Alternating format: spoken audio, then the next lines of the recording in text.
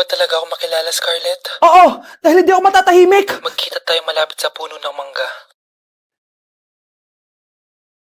Ako ikaw, Scarlett. Galing ako sa future. Paano? Paano nangyari yun? Basta, Scarlett, ayusin mo yung mga desisyon mo sa buhay, ha? Sige na, baka mahuli pa ako ng mga humahabol sa akin. Sandali! Sino humahabol sa'yo? Sino ba yung humahabol sa kanya? May mangyayari ba masama bukas? Bakit di pa siya tumatawag sa akin? Nay, si Biana po, pumasok sa school? Gumala daw kasama yung mga kaibigan niya. Tumatawag? Hello? Si Scarlett po ba to? Kaibigan po to ni Brianna. Nakidnap po siya kanina. Hindi ko po alam anong gagawin. Tulungan niyo po kami. Sinakay po siya sa van. Nay! Si Brianna! Nakidnap! Diyos ko! Anong gagawin natin, anak? Bakit tayo mo sumagot? Sabihin mo sa akin anong gagawin ko? Nay! Nay! Saan pumunta si nanay? Scarlett, dyan ka lang ha. Pupuntahan ko yung mga kidnapper. Napakadelikado naman ang ginagawa mo, Nay! Diyos ko, anong gagawin ko? Hello? Buti naman tumawag ka na. Alam mo, kasalanan mo lahat to eh. Kung pinaalam mo sana na makikidnap si Brianna, hindi sana pinigilan ko siya. Scarlett, may malaki tayong problema. Nasa bahay niyo yung humahabol sa akin. Magtago ka na. Scarlett! Nay! Oo, Scarlett. Galing ako sa future. Ikaw ba yung humahabol sa isang Scarlett? Hindi ko na siya kailangan. Ikaw ang solusyon. Solusyon saan? Dahil sa paulit-ulit na pagbabalik niyo sa nakaraan, lalong lumalala ang sitwasyon namin. Hindi ko maintindihan. Kailangan mo na mamatay! Matagal na dapat kaming patay ni Brianna. Pilit mong binabalikan na nakaraan. Kaya ikaw ang papatayin ko. Nay! Panaginip lang pala lahat yun. Oo anak, okay ka lang? Si ate kasi panay puyat kaya ganyan siya. Nay, Brianna, buhay kayo? Oo ate, buhay kami. Anak, sumama ka na sa amin. Sumama kayo sa akin. Nay, tinatamad ako pumasok. Diyos ko mga kabataan ngayon, kami nga tumatawid pa kami ng ilog at bundok. Nayo, ito award mo. Ang ganda mo, be. Ano ka ba, be? Ako na to eh. Ikaw na talaga yan. Mas inuna pa mag-makeup kaysa maligo. Yes! Hoy, ikaw babae ka. Puro ka cellphone. Eh, ikaw nga buong araw nakikipag-chismisan doon. May sinabi ba ako? Be, ang lungkot mo siguro, no? Kasi wala kang jowa. Mas okay na yung walang jowa kaysa sa walang mama. Ang boring naman. Maginis kaya ako. Anak, maglinis ka na nga ng bahay. Ay, matutulog na lang pala ako. Be, nagugutom ako. Kain tayo. Huwag na, be. Nagtitipid ako. Tara, libre ko. Sige, tara. Alam mo ate, kung nakakayaman lang ang pagiging marupok, mayaman ka na. Kung nakakayaman lang ang pagiging pangit, ikaw na pinakamayaman. Kinulong po ni nanay si Scarlett sa bodega. Ha? Anak?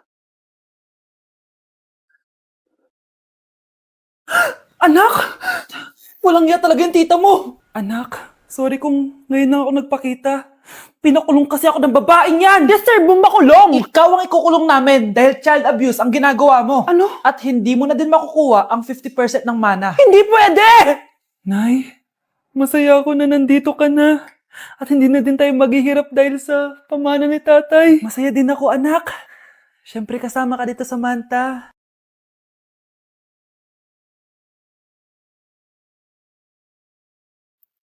Ano ba? Bakit tawag ka ng tawag, ha?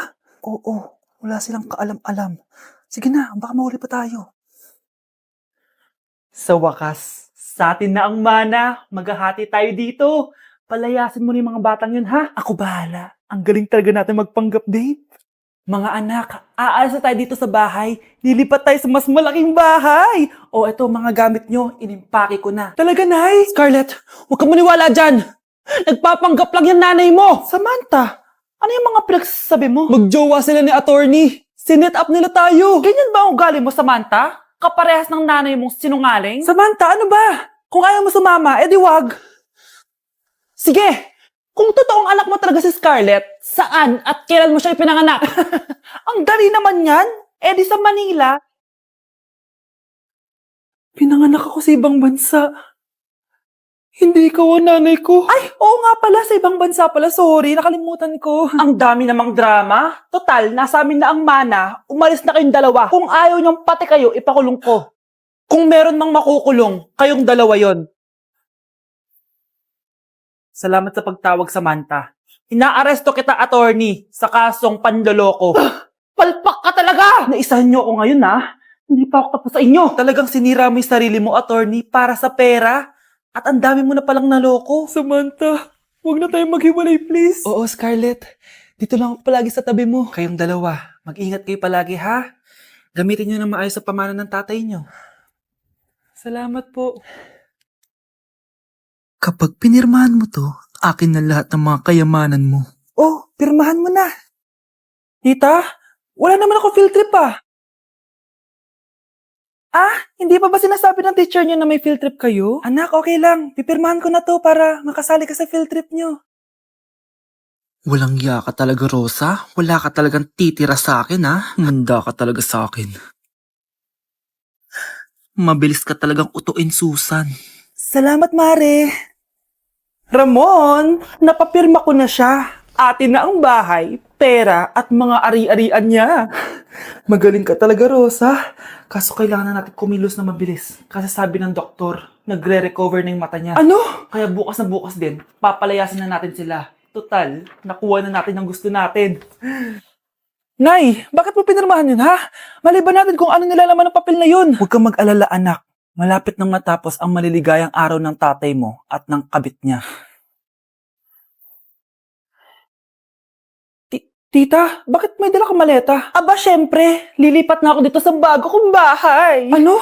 Tay, ano ibig sabihin nito, ha? Nakalagay dito sa papel na pinirmahan ng nanay mo na amin na tong bahay, mga sasakyan niya at ang mga pera niya. Napakahayop nyo! Bakit ang ingay? Ano nangyayari? Nay, kinuha na nila lahat sa atin! Ayan, magsama kayo mag-ina. Ngayong nasa amin na ang lahat, pwede na kayong lumayas. Ramon, magsa-celebrate tayo, ha? Ang galing nyo din, no? Ha? Nakakakita ka? Bago kayo mag-celebrate, i-check nyo muna kung pirma ko ba talaga yung nakalagay dyan. Hindi pwede to! Tay! Attorney! Kita mo naman kung ano ginawa na tong dalawang to, di ba? At nandito na rin ang ebidensya na magpapatunay na naghaharutan sila sa loob ng bahay ko. Anong gagawin nyo sa amin, ha? Mahal, huwag mo naman gawin sa amin to, please, oh. Magbabago ako, please. Oh, sorry kung natatapakan kayo pagka-love team nyo, ha? Arestuhin nyo na yung mga yan. Mag-celebrate kayo sa kulungan. Kayong dalawa, sumama na kayo sa akin sa presinto.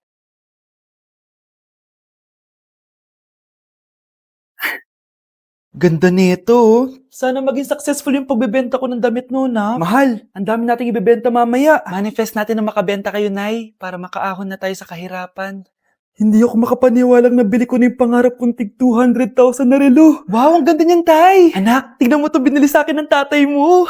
Diba ang ganda? Hala, di ba mahal yan, Nay? Mas mahal pa to sa bahay ng kapitbahay natin, no? Magbebenta ulit kami mamaya para mas marami tayong pera. Anak, binilang kita ng kotse. Gamitin mo to pag pupunta ka ng school, ha? Ha? Tay, di ko naman po kailangan ng kotse. Kaya ko naman po mag-commute. Gumastos pa tuloy kayo. Dami mo naman sinasabi, anak. Sige na, puntahan mo na sa labas. Wow! May sarili na akong sasakyan. Wow, ang ganda naman ng bagong kotse mo, Scarlett. Ay, salamat po. Hindi ka ba nagtataka, Scarlett, kung bakit ang bilis niyo yumaman? Galing yun sa pagbebenta ng damit nila, nanay. Ang dami na nga nilang mamahaling gamit ngayon, eh. Sure ka ba? Na damit lang ang tinitinda nila? Nay, bumabagabag talaga sa isip ko kung bakit ang bilis nating yumaman. Ano ba talaga binibenta niyo ni tatay? Ano ka ba, anak? Malaki talagang kita sa pagbebenta ng damit. Pero, Nay, wala nang pero-pero. Hindi ka ba masaya, anak? Na mayaman na tayo? Na nabibili natin lahat ng gusto natin? Sige na, mag-aayos pa ako ng benta ko. Mahal, nakauwi ka na ba?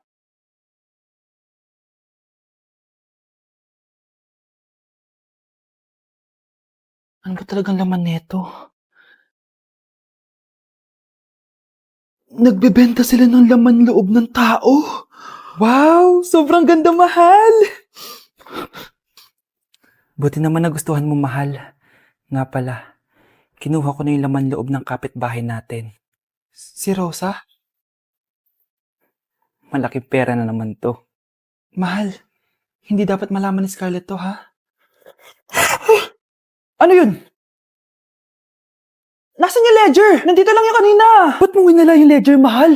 Nandun lahat ng mga sikreto natin. Sinong tao dyan? Hey Susan, someone's calling. Hello, anak. Kamusta na kayo dyan? Padala ka ng 10,000, ha? Dahil wala na kami baon ng mga kapatid ko. Anak, pasensya ka na. Di mo na ako makakapagpadala ngayon. Di ba pumunta ka dyan para sa amin? Wala ka naman palang kwenta eh. Sige anak, gagawin ko ng paraan ha. Di na muna siguro ako bibili ng gamot para may maipadala ako. Ako? Wala na ako nanay, di ba? Sino yung tumatawag, te? Di ba nasa ibang bansa yung nanay niya? Ano naman gusto mo? Hello anak, buti naman sinagot mo na. Nagpadala pala ako sa inyo ng mga kapatid mo. Baon niyo yun tapos pampagawa na rin ng bahay. Okay. Ikaw na bahala dun ha. I love you. So ayun na nga. Hello Mars? Mars, alam mo ba, yung anak mo, lasing umuwi kagabi. May kasama pang lalaki. Baka ibang babae yun Mars ha. Hindi naman ganun yung anak ko. Sure ka ba talaga, Mars, na yung mga perang pinapadala mo napupunta talaga sa baon at bahay nyo? O ano? Nakapagpadala ka na ba ng pera?